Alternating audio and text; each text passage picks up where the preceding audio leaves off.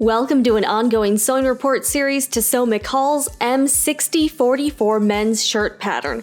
In this episode, we're focusing on flat felled seams on the shoulders of view B. You'll find links to my favorite garment sewing supplies below. There are many ways to finish seams, and this is a simple and clean method of doing so.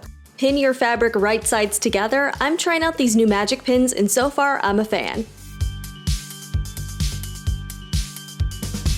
Then sew your standard 5/8 inch seam.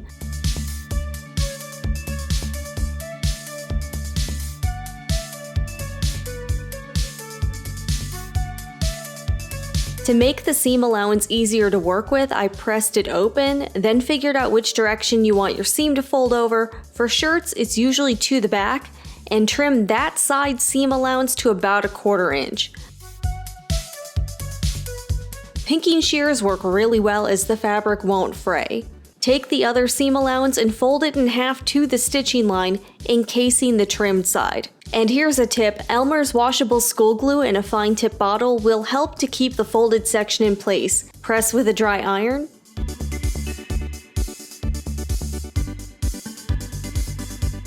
Then edge stitch just inside that fold.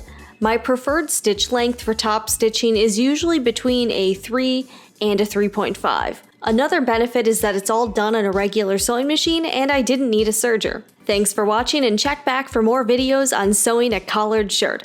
I'm Jennifer Moore and I'll see you next time.